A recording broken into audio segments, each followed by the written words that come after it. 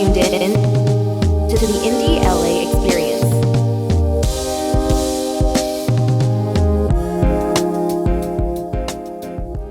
All right, Aaron, what's something that you wanted to be as a kid, a job or a career, and how has that changed today? I remember from the time of kindergarten, art class and drawing, that was definitely something that I was really into and inspired me.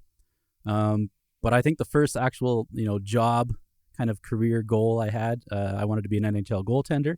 Okay. I wanted to be a goalie. I wanted to play in the NHL.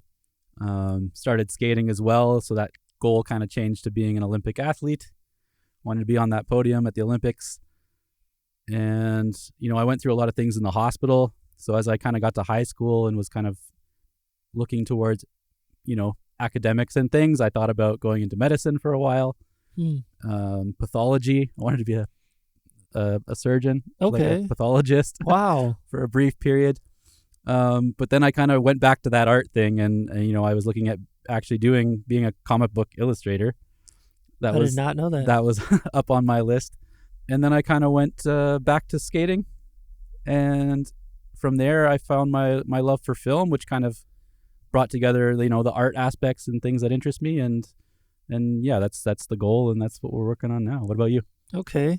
Well, yeah, I know as a kid that drawing was a big thing for me too. I had, been influenced from my brother drawing, and my dad taught me some stuff too. And I just loved the imagination from all these different characters.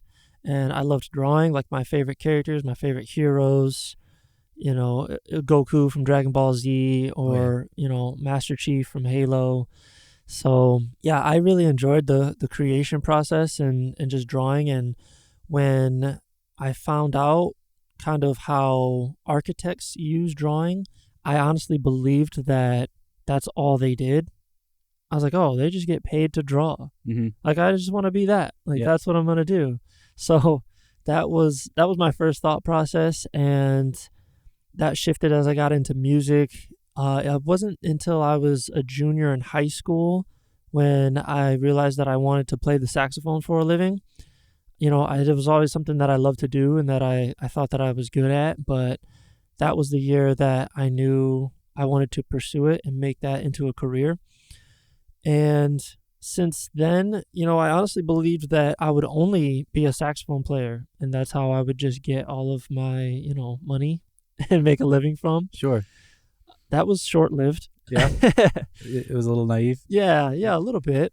And I quickly realized that, if I wanted to succeed and to make an impact in this industry, that I wasn't going to just rely on one skill. I knew I had to pick up some other things, and there were some other things that I was interested in learning too. So, I started teaching myself how to produce music, and that led to the opportunities that I have now. I'm able to produce a podcast.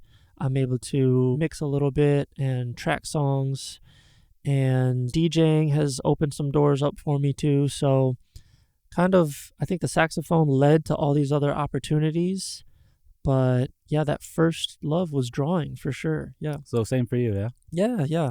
And some of those basic ideas have still stuck with us. Yeah, I think so. Walking down different paths and overcoming many obstacles, our next guest has managed to maintain her love of music.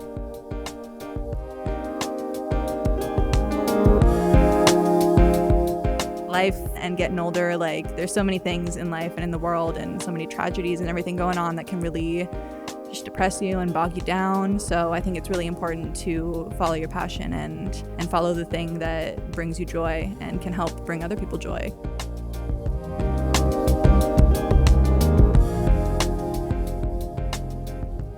All right, welcome back, listeners. Today's episode, we have music artist and producer Devin Sunshine in the studio. Welcome. What's good? Super excited to be here. Yeah, thanks for joining us. Of course. So we want to hear right from the beginning with your musical journey. How did you get started? Ooh, my musical journey goes way, way back to pretty much my childhood. I grew up doing musical theater. My grandma, I call her my Grammy. She puts on a musical theater production for junior thespians, they call it. So yeah, I grew up in my childhood doing musical theater, singing, dancing, taking dance classes, voice lessons, all that type of stuff. And I learned how to play guitar at about 13. My dad kind of taught me how to play guitar. I'm still not like crazy good. I only ever learned like the basics. Yeah, no, that's all right. And same with piano. Actually, I took piano lessons as a kid. But yeah, so I know like piano and guitar, the basics. So I think just knowing the basics of those instruments from a young age, I mean, guitar at like 13, kind of led me into songwriting on my own. And I was real into Taylor Swift when I was like 12, 13. So I was like, I want to be the next Taylor Swift. Yeah, I'm still a Swiftie. I still mess with her. But yeah, so I like wanted to be the next Taylor Swift. I was like super inspired by her songwriting, as most people those days were, at least girls my age. So yeah, hopped on the guitar and I was just like writing songs in my bedroom in middle school and into high school. And but by middle school, I'd kind of fallen off of like the musical theater thing. I was like, I'm too cool for this. I can't be doing this anymore. Sure, yeah. So stepped away from that, but was still, very musically involved just on my own. And I feel like 12, 13 is kind of when I started to develop my own music taste as well, as far as like the music I was listening to. Because I grew up kind of not like super sheltered per se, but just didn't have a ton of outside influence. So when I got into like middle school and high school, you obviously are more influenced by your peers and stuff. So that's when I was getting into more like pop punk and hip hop, and listening to a lot more rap music, which obviously my parents never introduced me to. So I started to kind of develop my own taste of music. And yeah, that's kind of where I fostered, my own taste for music and all of that. But yeah, I wrote songs throughout high school. Never really dove into rapping myself in high school. I always loved rap and hip hop music, but never like aspired to be that myself in high school. Any particular artists you were listening to in high school? Ooh, ton of Eminem. A lot of like underground rap, because those were the days of like LimeWire and just downloading whatever you could find off the internet. So a lot of like Blue School, or what were they called? Blue Scholars. Macklemore, like right before he started popping off. Yeah, a lot of like West Coast rap. Like everyone kind of, intertwined in like Eminem's world. Lil Wayne was super popping back in like 2010, so I was listening to a lot of that. Yeah, I want to say those are like the main ones. Probably, I mean, there were a ton more, but I lost all those LimeWire files, so right. can't remember didn't anymore. we all? I know, right? Well, but, yeah, talk to me about the musicals. Do you remember any, any characters, any roles that you had when you were doing that stuff? Yeah, for sure. Some of the really fun ones, I played Annie in the musical Annie, so that was really cool. Wow, I was in, lead. Yeah. I was in 4th grade and they actually let me dye my hair red, like my actual hair. So that was cool. I thought I was like so cool going to school with red hair. But that was really fun. I played Gertrude in Seussical the musical. I don't know if you guys are familiar. It's like the Dr. Seuss musical. Oh, I've heard of it. It's like real zany, goofy. Yeah. So I played Gertrude. That was a very very goofy, like awkward character, which was fitting for the time because I was like, I think I was in like 6th grade and I was definitely in my awkward phase with like braces and stuff. So that was a fun role. Those are kind of the two that stick out, but we did one every year. So I was, I played a different role in whatever musical or play we were doing at the time. Okay. But those are pretty fun ones. Yeah, Annie was cool. That one definitely helped me, help my voice mature a lot. And I don't know if you're super familiar with Annie the musical, but that role is definitely more of like a belting role. And I've never really been a belter, like my vocal range. So I was taking voice lessons and really working to be able to like sing that role properly. The sun will come out tomorrow. Yeah, exactly. So that definitely helped shape my voice at a very young age. And I was taking like professional vocal lessons. So that was super cool. And definitely I had to work hard to sing that role. Yeah. So that was cool. But yeah, into high school, I kind of fell off the music thing a bit. I mean, I was always listening to music and like very involved in music that way, listening to it, and still played guitar here and there. But kind of was just getting into more of like the social aspect of high school and figuring out different hobbies. And I was real focused on my academics and stuff. So I kind of fell off the music thing in high school. But then when I went to college, I was part of my college choir. So that was really fun and kind of got me back into like the professional vocal lessons again and like retraining my voice. And then I dropped out of college, not to pursue music actually, but in that couple year time span after I dropped out of college, and I was like trying to figure out, what the hell am I doing with my life? What were you studying at the time? Oh my God, I switched my major like so many times in college, which should have been a sign that I didn't know what the hell I was doing. But I was studying nutrition first. And then I've always really been big into like health and wellness. I was vegan for 7 years. I'm still like vegetarian. I eat like fish and eggs now, but I'm still pretty much vegan. That's like Marcus. Yeah. So I was into nutrition. Then I was studying child and adolescent development. I wanted to maybe be like a preschool teacher or something. I was working at the on-campus preschool, which that was really fun. But I think I just more so like wanted to be a mom and wanted like kids of my own, which I still have not gotten to that yet. But I kind of realized like maybe I don't want to be a teacher. I'm just like excited to have kids someday. But I still really wanted to work with like people. So then I got into I changed my major to socialism, and I was doing like social sciences and all of that. But yeah, at that point, I kind of just had like what I call my existential crisis. I was about like 20 at the time, and I remember just thinking like I'm not meant to be here. Like I don't know what I want to do per se with my life, but like I just don't feel like I'm meant to be here. And it was a really tough decision because I was going to a private college. My parents had put a lot of money into that. And he was real kind of heartbroken when I dropped out. And I still kind of carry a lot of shame for that. But, we've worked past that.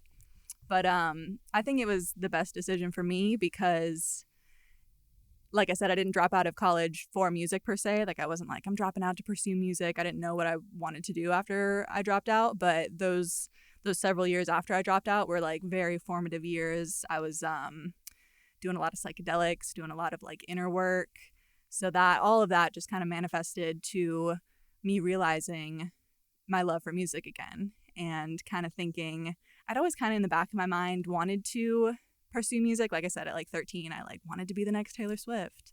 So I always wanted to pursue that life and like chase, not fame per se, but just chase the entertainment life. And I was about, like 20, 22 at the time. And I was like, if I don't do it now, I'm just going to regret it when I'm 30, 40, 50, So I was like, now's the time. Yeah. And I've been doing my thing ever since. So nice. Yeah, it's been a journey, and I'm not famous yet, but it's funny, the farther I get into it, the less I want to chase the fame aspect of it. Yeah. And I more so just want to do it to build community and to really find like my sense of purpose and help other people find their sense of purpose and just talk and rap and sing about the things that I'm passionate about. Okay. That's awesome. Cool. Yeah. Well, who are some of your influences? Like who inspires you to like have that vision through your music? Ooh, musically, I mean, I'm still super inspired by like all the rappers I used to listen to back then. I mean, I still listen to them, like Eminem, Dr. Dre, Biggie Smalls, Tupac, all the OGs. But I've really gotten into, since kind of like stepping into my own persona and brand of like kind of more like feminist rap, I've really found a lot of inspiration from female rappers and even kind of just female artists in general that aren't necessarily like, they don't label themselves rappers per se. Some of them do, but I don't know. I really like this artist Queen Herbie. She's super dope. She definitely raps. She's a rapper, but she's kind of more of like kind of more in like the pop rap realm, which is kind of where I put my genre of music. So she's super dope. I also really like this artist King Princess. She's more of a singer, kind of like an alternative singer. I mean, of course, like the female rappers like Nicki Minaj, Megan Thee Stallion. They got some beef going on right now, but both of them are dope. Yeah, who else? I mean, still Taylor Swift. She's still like the GOAT. She's even more poppin' now than she was back in the day. Yeah. Yeah, I don't know. I've got so many musical influences from like so many genres, and I feel like that kind of reflects in my music. I do kind of label my music in general as like pop rap because that's generally the genre that I feel like it falls into, but I do have kind of more R&B stuff sometimes, or more pop punk. So I definitely have a lot of influence from like all those different genres that I think is expressed through my own music. Okay. Yeah. Cool. Well, you said, it's not, you're not doing it because you're trying to be famous. Part of it's about that, creating that sense of community through your art. So what are some of the things you're doing with your music that you think helps create that, or what is it that you're trying to create with your community? Yeah, so honestly, I'm still kind of figuring that out. I think social media has helped that and made it easier to foster a community. But I think some of the main pillars of my brand are definitely like feminism, self-confidence, just kind of owning yourself, and like owning your age is a big one. Like as I've gotten older, I don't know, especially for females in like the music industry and just the entertainment industry in general, everyone wants you to be younger than you are, to look younger than you are, to seem younger than you are. Like I've even had mentors, managers in the past say like as I've gotten older, like don't disclose your age, whatever. Like I'm 28, I'm not even that old, Yeah. But they're like, people want you to be like 20 or like under 25, whatever. So I think just like owning your age, owning your looks, like, I mean, to each their own, and like, everyone can do their own thing, but like Botox and fillers and just like plastic surgery and shit is like such a huge thing these days. So I think just like feeling self-confident in your own skin and owning yourself, owning your personality, owning your age, that's like a huge thing for me, and for my brand, and something that I definitely want to kind of express and share to like my younger audience, especially with social media just like infiltrating our minds these days and creating so much insecurity and all of that in young girls, the younger generation in general. So that's a huge pillar of my brand for sure, and something I really want to foster within my music and my community. But yeah, a lot of my music is definitely about like self-confidence. It can be very like hyper feminist at times, or kind of like fuck boys, fuck men. And obviously that's a bit of an exaggeration for the particular song, or like, whatever it is I'm singing or rapping about. Sometimes some of it is from real experience, and sometimes I mean it. But yeah, no, in general, I want my music to be about, just accepting yourself and accepting your humanity, and being compassionate with a little bit of sass sometimes, I guess. Sure. Okay. Yeah. So what's that creation process like for you then? Like how do you go from, blank sheet to finished project? Yeah, it depends. Lately, I've been producing a lot more of my own music. So when it comes to that, I oftentimes will come up with either a lyrical or like a lyric or melody idea first. So I'll either make a voice note or just start writing lyrics, whether it's a rap or just like a hook idea, more of a sing-songy thing. But yeah, I've been more recently working off of just the lyrics and kind of coming up with a general concept, and then creating a beat and kind of working the lyrics to that. Sometimes it doesn't always fit perfectly, or, you're switching things up as you create the beat or you get a new idea. But that's how I've been working more recently. In the past, when I was working with other producers, and I still sometimes do, but, if I get the beat first, then sometimes I'm inspired by the beat and the music, and that'll kind of lead to the lyrics and the theme of the song. But yeah, more recently with my recent stuff, I've been kind of coming up with like the lyrical concept first, and then creating the beat off of that, and kind of working with the feel and the theme of the beat based on the lyrics. But yeah, it depends. I've gone both ways with it. Okay. Yeah. And you said lately you've been producing your own music. Have you helped produce for other artists in the past, or collaborated? A little bit, kind of. Well, I'm in a duo called Freak's Edge with my best friend Salem, and we make kind of like, our music is a little bit darker. This past year, we typically put out music around Halloween time. We started kind of out as like a Halloween duo. So we make a little bit like scarier, darker music. This past year, we made a hyperpop album, and Salem does do most of the production there, but I sometimes help out with that, or I'll be in the studio with him, like giving my input. What are some of those darker themes that you're exploring with that project? So we're called Freak's Edge because our whole basis of that is kind of about reclaiming the word freak and embracing being just different and weird. a lot of my friends and Salem himself are part of the LGBT community. And I think just being, I mean, I have like pink and green hair and I'm wearing a fucking choker and shit. Like some people see me on the street and think I look scary, even though, you know, I don't think I'm like that crazy or anything like that. So it's just about embracing, being different and kind of being more of a freak. So we, a lot of our songs are, I mean, not necessarily like super dark. Yeah, some of them are dark more in like the shit we're going through and stuff. Okay. But yeah, the themes are more about just like embracing, your inner freak. So we try to get like, just like spooky with it. And like I said, we release around Halloween time usually. So it's kind of like, spooky, creepy Halloween type themes. Okay, cool. Yeah. Well, you sound like someone who is like has a level of emotional intelligence to be able to like use your experiences to like express through song. Yeah, thank you. Yeah. I guess with that said, does that like affect like how a project is being like made? Like if you like reach out to, you know, a sort of like memory or sort of like emotion with that, as opposed to maybe another way, which be like having a certain theme in mind or something like that? Yeah, no, definitely. That's a really good question. A lot of my music is actually based off of like past or kind of a mishmash of past and current experiences. So sometimes I'll write a song and be pulling from, current things I'm going through and things that I went through, 2 or 3 relationships ago.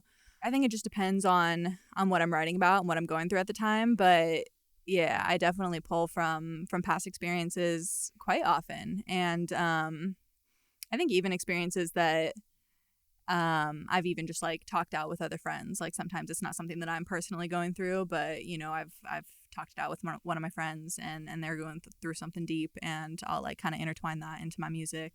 But yeah, a lot of my music is definitely kind of on the more, well, I won't say a lot of my music. The album that I just put out last year, it's called Everything Melts in the End. That was definitely my most probably like reflective, deep project that I've put out so far, or at least that's still up on streaming services. I put out some stuff, years ago that I've taken down at this point. That's pretty deep and shit too. But yeah, no, the album I put out last year, it was basically the theme of it is basically about the cycle of life. So it starts out with the intro is a poem that I wrote in 2017, and I found it again. I want to say it was like 2021 or 22, because I've been working on this album for a few years now. But I found it again, and I was like, whoa, I forgot that I even wrote this. Like, this is so relevant. Like, this is so dope. So I turned it into kind of a spoken word poem song for the intro. And yeah, it's just kind of all about like appreciating the beauty of life in front of you and all of that. And so I turned that into the intro of the album, worked on the album for a couple years. And then as I was wrapping up the album, my dog passed. We had to put my dog down. Yeah. Oh. Sorry. I know. Super, super sad. That was like 6-7 months ago at this point. But yeah, he fought cancer for 2 years and we eventually had to put him down. So that was like super emotional. First, like super close pet that I've lost. Like I had a couple dogs growing up when I was young that we had to put down when I was like, I don't know, I want to say like 8 or 9 or something. So I wasn't like super emotionally attached to them. But yeah, this was the first family pet that I was like, damn, this one cut deep. So that inspired the outro to the album. And it's kind of all about, well, so at the same time that my dog was nearing the end of his battle with cancer, I adopted 2 baby kittens. So I was kind of just reflecting on like the cycle of life and how I'm like bringing these 2 baby kittens into the house and they're like just beginning their life and my dog's like nearing the end of his. So that inspired the outro of the album. And it's another kind of like spoken word poem, and the structure is very similar to the intro poem. And actually, it's really cool. I caught my dog barking as I was recording, because I just record in my bedroom at home. And it was kind of a cool moment, because in the past, when he would like bark over my recording, I'd be like yelling at my door for him to like shut up. But that was a super special moment, because I like got to capture his barks in that outro poem. So yeah, so the beginning and the end of the album are both these poems that kind of like reflect on just the cycle of life and kind of appreciating the beauty in front of you. And the album itself is super versatile, and it's some of the songs are deeper than others. Some of them aren't at all. They're just me talking my shit, But that's life too, and that's like, just part of life. So I think the album, I don't know, is definitely a reflection of my emotional intelligence and growth throughout the last several years. And it's definitely something I'm super proud of. I put that out last year, and it's a 21 track album, so it's pretty lengthy. Yeah. It's very versatile, but that's probably like the most heartfelt thing that I've got out so far. Okay. 21 tracks, that's a lot of work. And this is all stuff that you're doing on your own? Are you putting everything out together and producing everything? Yeah, I produced, I want to say like 18, 19 out of those 21 tracks. Yeah, I worked with a couple other producers. Some songs were songs that I've been sitting on for years that I'd worked with other producers on. But yeah, I want to say majority of those tracks I produced myself. So yeah, it was definitely just like, most of it's just me in my bedroom, in my home studio, plucking away at the keyboard or on my computer, making beats and recording shit. And I mixed and mastered like 90% of that album myself too. So I've spent, the last couple years, I won't say perfecting that, because I still got a lot to learn, but I finally gotten to a point where I'm confident in my ability to do that and put music out confidently, that I've mixed and mastered. So I'm super proud of that. But yeah, it was definitely, it was collaborative in some ways, but it was also, it was like 90% just me in my bedroom, like reflecting on life and really putting my heart into it. So I'm very proud of it. Yeah. Okay. What inspired you to pick up those extra skills that are required to do that on your own? To be honest, money. I didn't want to be paying for mixing and mastering with every song. I it was can putting get expensive. out. Yeah, for real. And it's like, I was working with a producer and an engineer for a long time, and we're still, super good friends. We still keep up with each other's work, and I'm like so appreciative for everything that he did for my music and everything he taught me. But and he was always like giving me deals and stuff too. Like I wasn't even paying the full price for the engineer work that he was doing. But yeah, when I was putting out a ton of music back in like 2020 and even 2021, I was dropping like not a song a month, but like, several songs a year. And I was just like, dang, this is adding up. And I just enjoyed doing it and enjoyed learning it. And I can be kind of particular about how I want my vocals to sound and certain things to sound, even when I work with like producers and engineers now. A lot of times I want to be in the room with them, or I'm like, can you send me the project? And I want to tweak these things.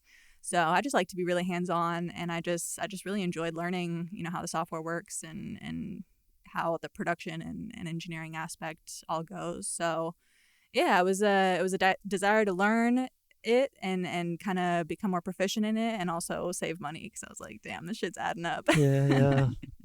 Yeah. Are there some other things you said that, between maybe relationships you've had or situations you've been through in life, are there other things that are inspiring you to create, like maybe like visually or anything else in life? Yeah, for sure. To be honest, I know I was thinking about this on the way over, because I was like, they're gonna ask me like what I'm working on recently, and to be honest, I've not been in my writing bag recently. I've been like kind of, I don't want to say I've been what's the word I'm looking for when you're like, When you have writer's block? yes, that. Writer's block. Literally me not able Or to even talking think of block. the word right. Yeah. Think of the word right now. Writer's block. Yeah. I don't know. I go back and forth with the idea of writer's block, because there's a lot of people who are like, you just gotta fight through it and like find the inspiration. And I think that's true to a certain extent, but I'm also a big believer in just like the ebbs and flows of life and different chapters of life. So I think right now I'm just not in my super creative making music writing bag. Like I'm kind of more so working on a lot of like content and visuals behind my music, working on the marketing. I've also just been going through like some life changes. Like I said, I'm trying to move possibly to Seattle at the end of the year. I'm thinking about, moving states. So I've just been kind of dealing with like some life shit. And I think it's important to kind of like respect those different eras or chapters of your life and kind of just go with the flow sometimes, because I'm always super confident, like it'll always come back to me, when I become inspired, it's always like that, and I've got it and I'm writing something, super dope, super quick. And I've always been a really really quick writer, And I like to think that when I'm writing and when it's coming to me very easily, it's almost like it's just like divinely flowing through me. And whenever I get to a point where I'm having to like really sit with my pen and pad and like think of a line too hard, or it's just like not coming to me, I'm like, okay, I got to just set this down and wait for the inspiration to come again. Because I don't know, sometimes, you know, there's like a deadline, or if you've really been sitting with your writer's block for a while, it's important to push through, because sometimes you do have to go and search out that creativity and that inspiration. But I think it's important to let it just come to you too, because there's different chapters of life, and you got to just kind of allow it to take you where it will. I think we all kind of go through those little waves with our creativity where, Yeah. you know, sometimes it's slower than other times, but those experiences you go through, stuff you're dealing with, will help come back to you and Exactly. new And stuff in the future. you gotta live life to like have shit to write about too. Exactly. If you're just, you know, sitting, I mean, I think it is important to like, I don't know, like I think of Russ, for example, who he wrote like, I think it was like a song a week, or he was putting out a song a week at one point. And I mean, obviously that's how you grow as a musician and continue to improve on your craft, is like continuing to push yourself to make new music and write new songs and stuff. But you also got to be like living life to, like I said, have shit to write about and inspire you. So it's a balance for sure. So that creation happens organically and it's not so Yeah. forced. Exactly. Yeah. Yeah. Well, let's talk about performing live and just performing in general. Like, how do you find that experience to be, and where you're at with that? Yeah. That's been a journey for sure. I still say, I don't know, I go back and forth. I still say that performing live is not my favorite part of the artist journey, which is kind of ironic because I grew up doing musical theater and like literally performing live my whole childhood. And it's not that I dislike it. I'm a pretty introverted person, and I can be a loner. So like I love just like my alone time and being in the studio, or like working with Salem, like my best friend, who, you know, we make a lot of music together. I do like doing collaborative work as well. And I like pushing myself in that way because, you know, it's easy and it's comfortable to make music on your own, but you do need to push yourself to grow. So I do still do quite a bit of that, but my real joy in making music is just like being alone and smoking some weed, or like doing some shrooms or something, and just like getting real creative with it. So that's like the heart of where my love for music making is. And yeah, I don't know. It's been a journey though. I do love performing, and I have grown to love it a lot more. I think I've grown a lot in my self-confidence in the last several years. And like I said, it's funny because I grew up doing musical theater, and like I've never been like super shy per se. I think I'm just very introverted, and I get drained by expelling a lot of energy, or like being around people that I've got to put a lot of energy out for. So yeah, performing can be very draining, but I do love it. I just did a show this past Wednesday actually, and it was cool. It was an artist showcase, and I was one of just a few musical acts. It was actually more so focused on the artists there, like showcasing their art. There were painters, photographers, tattoo artists, fashion designers. There was a fashion show after my set. So it was like an all-around artist showcase. So That's it wasn't really cool. like, it was super dope. So it wasn't like the most like lit crowd like up there at the stage like raging with you. It was more just like people kind of walking around, chilling, watching art, or looking at the art. And but that was super cool. And I did like a 25-minute set, which is one of the longest sets I've had to do so far. Typically I'm just doing like 10-15-minute sets. But it was really fun, and it was actually, I think, one of my best sets. And it was the first time that before a performance I didn't feel like extremely nervous or anything. And I think that was a good sign that I've come a long way in my self-confidence and just in my performing ability. And I guess just self-confidence is honestly like the basis of it, and just feeling confident in yourself and being comfortable up there. Okay. Yeah. So I know you have a new music project that you just released recently. Yeah, And I think you have maybe a clip that we're going to share here in a little bit. I do. Yeah. But I think at least for the music video, I know you created this kind of persona called Cunty Karen. I kind of want to hear who she is and where that came from. Yeah, totally. So she wasn't originally named Cunty Karen, but I just wanted to kind of do something like whimsical and fun. When I created this track, I don't know, I feel like it does. I mean, there's not a lot of like musical elements that necessarily give it like a 1950s vintage feel, but it's very fun, kind of like pop rap single song. So I don't know, I just had this vision of me for the music video, for the visual, like baking up a cake. And I mean, the whole song, it's called New Bitch, so the whole song is about like dropping toxic baggage out of your life and kind of stepping into, yeah, like I said, you know, like we've been talking about, your self-confidence, your creativity, just all these like positive attributes. So I labeled a bunch of like baking ingredients like flour and milk and cocoa powder and like all these different things with, yeah, positive attributes. And yeah, in the music video, I'm like whipping up a cake with all these different ingredients. And then when I pull the cake out of the oven, I'm a new bitch. And I just wanted to, I don't know, be dressed up as like something super fun and super different, and something that I don't typically dress like. I mean, as you can see, I dress very kind of like alternative. I got like, it was almost the like a pink little and bit of green throwback hair. to the like wartime women's power, like pinup. Yeah, that too. Yep. Yeah. And I wanted it to be kind of intentionally ironic in that way. Because I don't know, I've gone back and forth. I mean, obviously my music is very, very feminist, and very like boss bitch type energy. And like I've created my own business, my own brand behind my music. But growing up, and I mean, still kind of, you know, someday I do want to live a slower life. And, you know, I always wanted to just be like a stay-at-home mom and like have my family and have my kids. And I don't know, I wanted that so badly when I was like 18, 19, 20. And I'm so glad I didn't have kids at that age, because it's given me the opportunity to live my own life and like build this career for myself. And of course, I want to always pursue this career and continue it. But, you know, I do hope to have a family one day. So I don't know, I just wanted to kind of introduce the idea that like choosing that path and being like a housewife is still a very feminist choice.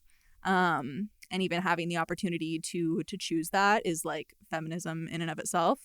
So yeah, it's like intentional irony, and also, yeah, just kind of presenting the idea that like even the women that choose to just be a stay-at-home mom and aren't like doing the whole boss bitch thing, you know, working in careers or creating businesses for themselves, like they're still standing up to the man and are expressing feminism in having the opportunity to choose that path, I guess. Yeah. Yeah. Okay. Well, speaking of choosing paths, you know, you mentioned before that you kind of stopped the whole music thing, and then you, you know, it re-sparked like eventually after. What advice or what like life lessons could you give for someone who might come across that same like situation or that same hardship of, you know, having a hard time like choosing that path? Yeah, for sure. I would say definitely go for it. Like follow your dreams. It's easy to, I mean, I grew up always, my parents were very like, had me focus on my academics, and like college was never a question. Like I was always going to college, and I've talked about it with my parents since, and we both kind of agreed like maybe pushing you to go to a 4-year university wasn't the move, because like I didn't even know what I wanted to do when I went into college. So like maybe I should have gone to a JC and then like figured out, you know, what I wanted to do from there. But a lot of kids, you know, their parents, their families have an idea for them that they want their life to play out as, and it doesn't always go that way. And, you know, every person is going to have their own personality, their own dreams, their own desires. So I think I kind of suppressed my desire to pursue music or pursue something outside of the social norm, or at least the norm that like my family kind of had envisioned for me, until I was like 20, 22. And I remember even at that age being like, oh, it's too late for me. Like, I'm so old. Like, all these people get discovered when they're like 15 or 18. So that's why like the whole age stereotype is like such a huge thing for my brand and my message too, because you can change your life and start over at any age, you know, any minute of the day. And I think it's really important to follow your dreams and pursue your passions, because life and getting older, like there's so many things in life and in the world and so many tragedies and everything going on that can really just depress you and bog you down. So I think it's really important to follow your passion and follow the thing that brings you joy and can help bring other people joy, because that's what life is all about. We got to focus on that type of shit more in the world in general. Amen. Awesome. Yeah. What do your parents think of this now? I know that you said they were a little disappointed when you dropped out of school. Yeah. Are they happy that you're following your passion? Yeah. No, they're super proud of me. They're a little off put sometimes by the cussing and the lyrical content and all of that. I grew up in a very kind of, like I said, like sheltered religious family. So that's been a whole journey too, like breaking out of that religious, religious like boundary that I feel like my life was in. And yeah, that's a whole other conversation we could get into. But yeah, no, they're very supportive. They love everything I do. Yeah, my mom is always like, you should cuss a little bit less in your songs, and like you're a little crazy sometimes, but they're very proud. Yeah. Well, what are some things that you're looking forward to working on right now? What do you got going on? Yeah, I've got another single dropping 1st of March. So that one's gonna be really cool. It's kind of like it's more of an R&B track, so I'm excited for that. It's a little bit different sound than New Bitch and than some of the other songs I've put out recently. So that's really cool. I'm actually working on kind of like a waterfall release of singles that's going to lead up to an EP. So I've got a song dropping after that in a couple months. But I'm just kind of taking it slow with these songs I've got in the vault, because like I said, I kind of have been in a creative rut. So I've got like a few songs in the vault, but I don't have a ton of stuff in the vault like I have for the last several years. I've been like writing, creating. I've had like 20 plus songs in the vault at all times. I put a lot of those out with my album this last year. And like I said, I've kind of been in a season of my life where I'm focusing on other aspects of the creative journey and just pushing the music that I've already got out there. So I don't have like a ton of stuff in the vault right now. But I do have a few songs that I'm really excited to put out, and they're going to lead to an EP. They'll be all on an EP once the final song drops. So yeah, I've got some visuals shot for those. I shoot most of my visuals with my best friend Salem, who I talked about. And yeah, I'm real excited. They're definitely, I think, some of my best songs yet. So I'm real excited to drop those. All right. Yeah. And you got the new track here. Can we pull that up? Can we take a listen? Yeah, please. Let's hear it. Everyone is on my side. You see, the thing is, everything is coming together for me because of the layers I've shed and the energy I've stepped into. And they want to have a problem with that too. Lately I've been on some new-ish. I knew it would do me good to cut the bullshit. Like, ooh, bitch, I make a plan and then I prove it's gonna make me rich. Cause I set out and fucking do it. I'm making new hits. And they be steady climbing, building up my catalog. This pussy purrs, but she buys back cause baby, I'm a dog. Been serving attitude my whole damn life like it's a job. I'm used to being called a bitch, now I'm the bitch on top. He shook my hand while he said, oh, you're confident. All right. Banger.